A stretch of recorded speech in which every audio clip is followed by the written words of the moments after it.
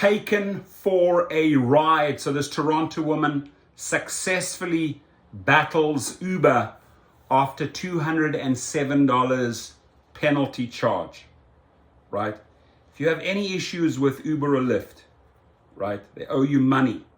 They haven't paid you rewards. They're holding on to your earnings. They've deactivated you and have kept your money. First, follow the new courses that come out on gigrocket.com. But you got to brawl. You got to go to the social media. You got to tweet. You got to Facebook. You got to be relentless, right?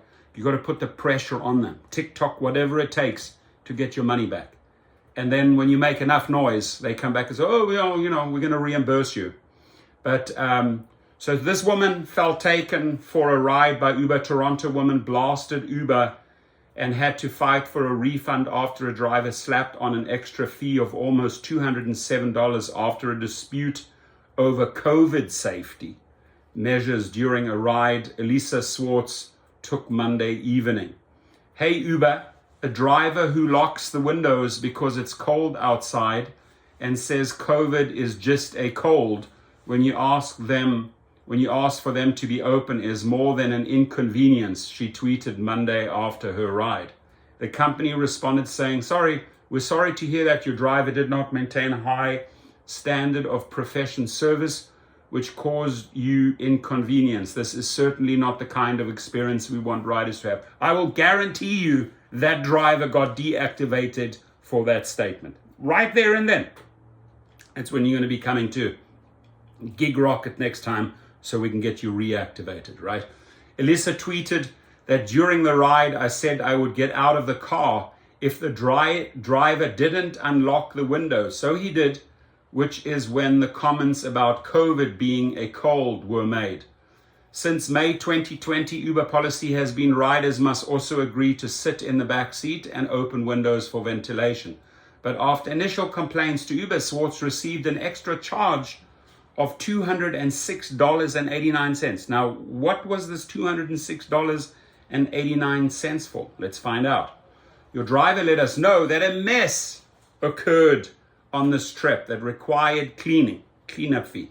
To compensate your driver, we added a cleaning fee to the final price of your trip, Uber wrote to her, attaching a photo of what appeared to be a wet seat, right? So you don't know the truth here. So maybe, just maybe, right? There was a mess made by this rider. Driver filed the cleaning fee complaint. She saw the fee show up and she said, no, you're not going to get this money out of me. I'm going to pull the whole COVID thing on you, right? You didn't open up the windows and blah, blah, blah, blah. Who knows how she retaliated? Or she's speaking the truth, right? So I'll let you decide. How do you think this thing is? What's the real story here, folks? So to compensate your driver, we added a cleaning fee to the final price of your trip, Uber wrote to her, attaching a photo of what happened to be a wet seat. Uber driver refuses to comply with Uber safety protocols and then drives up my fare and fraudulently reports damage to the tune of $206 as recourse. That's what she said. The company's response, which she described as outrageous, sparked further anger. What the actual F-U-C-K? Uber isn't backing down on this. I closed the window before I got out of the car, but he put some water on the car seat and sent a photo so they're not reversing the $206 charge.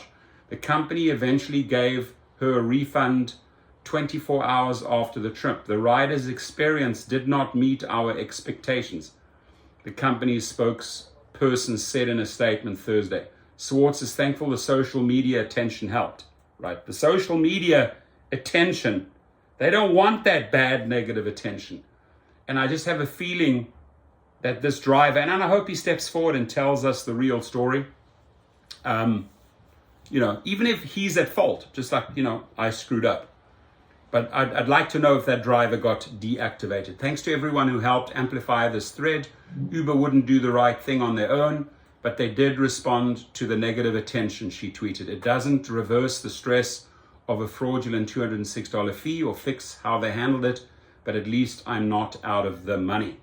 Interesting one, right? Interesting how that played out, but it only happened because this individual turned to social media, right? So I want to run something by you. These courses that are coming out, how to speed up your background check, that's one of the courses.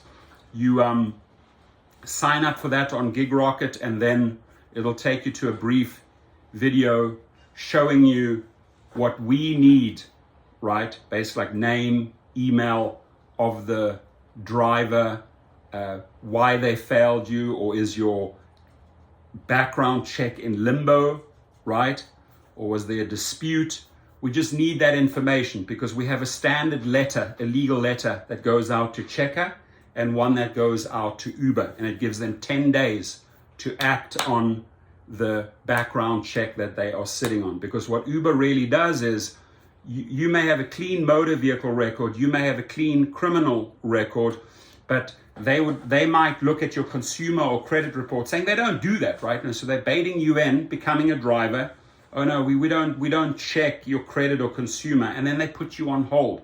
So this letter, regardless of why they're holding it up, this legal letter speeds up the entire process. And those legal letters and that communication with Checker and Uber, that course is $29.95. And all you really do is supply the driver's name and your email, you who's affected by this background check that is being held up. Now the other one, the deactivated to reactivated. There's two ways to approach this, and I'm bringing this up because I honestly feel like this driver is going to be wrongfully deactivated, and to get him reactivated will be some work, right?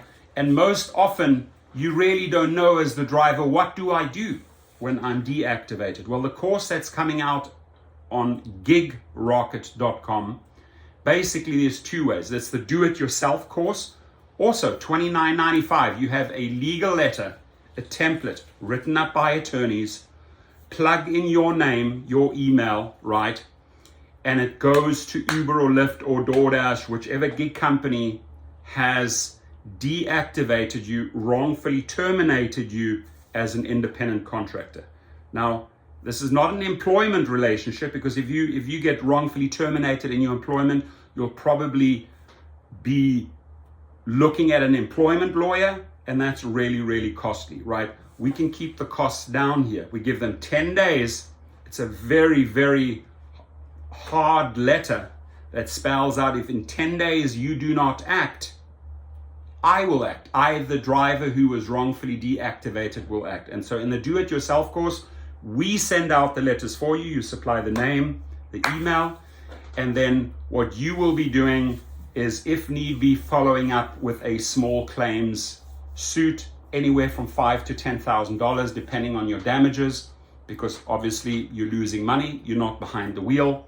So that's an easy way if you want to put in the time.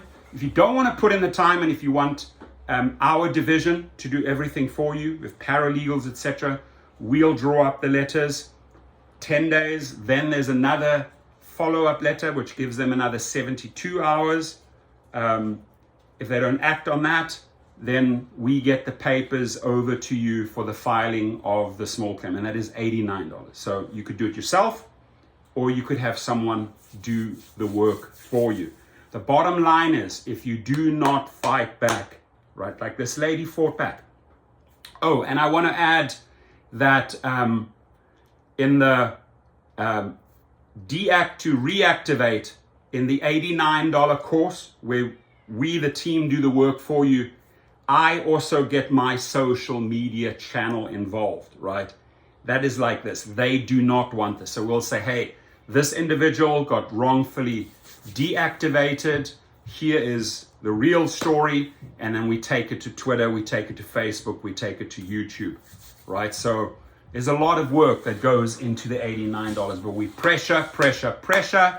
And that's it. If they don't want to listen, they're in for a minimum of $2,500 to defend themselves, maybe another $5,000 to $10,000 on collected damages. It's not worth it for them. So what they do is, and I've tried this over and over and over again in small claims court and with letters threatening letters. 8 times out of 10 they surrender and they reactivate, right? Because what we're saying in the legal letter is that if you reinstate the driver, if you reinstate the deactivated driver, we'll drop all charges, right? We okay with that, right? So you don't come after them. So that's their in again to the game to not pay all these fees and damages. If you reinstate the driver, reactivate the driver, it's okay. Then the driver is fine and will continue to do his work, right? It is extremely, extremely stressful to get deactivated. It is extremely stressful after 2-3 days when you're expecting your background check to pass because it passed in the past, they passed it easily and now they're holding it up. Now the stress starts coming in because like I have the next rent payment to make, I have the car payment to make, and the stress starts building up. Do not waste time. Do not dig yourself into a hole. Next week, my friends, you will see some awesome new courses coming out on Gig Rocket. Be safe. And all I want to say is this lady did it the right way. Whether she is right or whether the driver is right, I'll let you leave your comments. I'm not sure. On this one, I'm not sure who's telling the truth, right? She might be fabricating the story. He might have wetted the seat to retaliate. Who knows? Use your street smarts, and I'm excited to read your comments. Have a good one.